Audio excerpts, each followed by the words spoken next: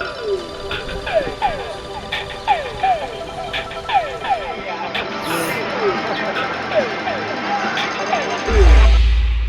we're going to do here today is we're going to try to help you guys get from where you are to where you want to be. I'm not going to do this, but hypothetically, if I wanted to be like the Type Bros guy that was naked, everyone would talk about it for a while. Like, hey, remember that Type Bros guy that was naked? Yeah, he's in jail now, but I remember him. Right? So you think about it though. You say, well, if that happened, I'll remember it, right? So what if I took a business plan and I made it memorable? How many people here feel like that sales is really hard for you? That's like not your thing. Anybody here feel like sales is not your thing? Okay, 1, 2, 3. It's okay. Anybody here awesome at sales? You love sales? Just call me and I'll book your face. I'll book your face. Just close the deal. I'll get your credit card. Hey. All right. So who feels good about sales? Some of you guys just are here, I guess. Well, at some point you put them on a list, right? And you just dial and smile. You call them all till they cry, buy, or die. But I don't think Oprah wakes up and says, holy crap, Evan Tipton, I want to pay him. Wow. Clay Clark, I feel like I owe him money. I love that. You know, think about the people you want to reach. Because isn't it about who you know to get where you want to go? Isn't it ultimately? Think about the people you want to know and just decide to cold call them till they cry, buy, or die. Okay? How many of you people, when I cold call you, don't answer if you don't know the number? Come on. I get past that hurdle, but this is a hurdle, right? So, phone's vibrating. My wife's like, do you need to get that? No, I don't know who this is. My phone's ringing, right? Look at it. Third time. What happens the third time the phone rings? It stopped. It's third time the same number. What do you guys do eventually? What the hell?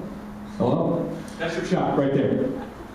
So in my office, you have to call the rule of thirds. You call people 3 times and hang up 3 times until you get them on the phone. Now, the bride who hates you, I don't care because I wouldn't book her anyway. Don't call me again. Well, I wasn't going to call you again because you wouldn't answer the phone. It's fine. We're in the same spot. Right? Does that make sense now? Dial and smile. Other thing is when you call them, have something to say. Don't be like, well, you know, I was calling you about Oprah. About some of there's some. Suppose you and me, maybe, you know, you can't do that. You got to have like a discernible thought, right? I mean, you want, right? That makes sense? Hey, have a plan, okay? And then the thing is, third thing is make sure when you cold call people, know that they don't give a crap about you or me. What they care about is what problem that you can solve for them. So when Sarah Blakely called, she said, hey, I've got a product that can revolutionize the way you sell stuff. It can make Neiman Marcus millions. Okay, you see what I'm saying? But if you're like, I've got a product that can make me millions, if you'll talk about me, awesome for me, because I made this list of goals, and I can achieve them if you call me. No one's going to call you, right? Okay, so think about it. Think about the cold call. This book is awesome. So I'm like, Broseph, let's talk about your, you know, he's meeting people at his office, and his office is a cat, and the cat pees. So you go there and you're fish and cat pee. Perfect. How many of you met somebody at their home business and it smelled like cat pee or some kind of smell that wasn't good? Anybody done that? You ever met somebody, you know what I mean? You ever met somebody who decided not to buy as soon as you met them just because of something weird? So the customer service, let's think about it. And those of you who work for somebody else and you want to go up the corporate ladder, just make sure that you project the job you want, not the job you have. Whoa! Right? The job you want, not the job you have. Quick Trip. Quick Trip does it. Who here loves Quick Trip? Who here moved from a city where there was no Quick Trip before? You moved from a city. Isn't it a quality of life issue? Like, I don't want to go to Oklahoma City, and if I do, I'm like, honey, let's bring extra gas. You know what I mean? Like, I don't want to stop. You know what I mean? I don't want to go to Shell. I might get shot or get disease in the bathroom. You know what I'm saying, though? You go in, you want to get some gas, and the guy's on his phone, and he's like, it's crazy. You know what I mean? He's like working on his own home tattoo kit or something while he's weird. Right? So, Quick Trip, though, isn't it different, though, than other places? Southwest Airlines, shouldn't we do what they do? UPS does a merit-based pay system. Sure, shouldn't we? And so, I want to be humble, but I also don't want to be like homeless. There's that balance. Right? I mean, they're not allowed to be humble, but not homeless. So here's the deal. Like, if a bride says to me, are you a good DJ? I'm like, yeah, I'm the best ever. Like, by far, by a lot. You know, here, in fact, are my 14 trophies. Evan's came to my office. Here's my wall of trophies. Look at me.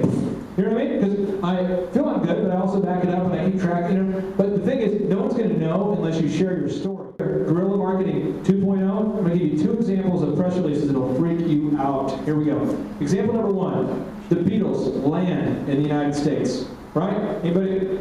see the video of this. I know you don't remember, but you saw the video footage, right? There's Paul, there's Ringo, there's women screaming, right? The plane lands, Beatlemania, right? You see that? Was anybody there when they landed? No. Their publicist said, hombres, or whatever he said. So, guys, there's nobody here. I need you to take back off. Okay, we'll go hop back in the plane. So they take off, right? They fly back to where they kind of circle around. He goes to a local high school, says, hold these signs and scream. We'll pay you like $1,000 for you girls to scream and yell. And so they got the whole high school, talked to the local, organized all these kids to hold a sign that said Paul and Ringo and all this stuff. And people screamed, and then they took pictures of it. And they said, Beatlemania lands in the United States. And they sent that to the media, and then it grew, and it grew, and it grew, and then bam!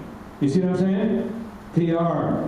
It creates this like hype, this energy, this aura, right? And I'm not saying you have to like fabricate your own Beatlemania, but what I am saying is that you do want to create your own momentum and make sure that if you do something that the media talks about a little bit, because you're going to build your resume. He's one of those preventative DO doctors, where you're supposed to eat right and go to Whole Foods all the time and go to CrossFit and never eat aspartame.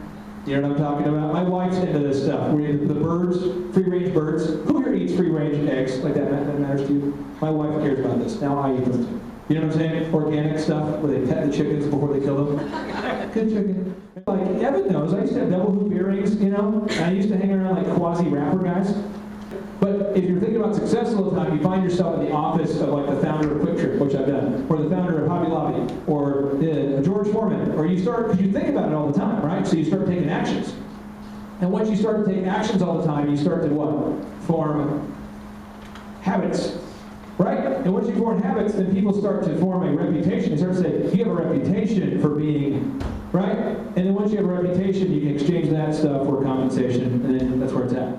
Locks are pretty tough to open without the right keys. I've discovered that. But if you know what to do, you just do it, it works. You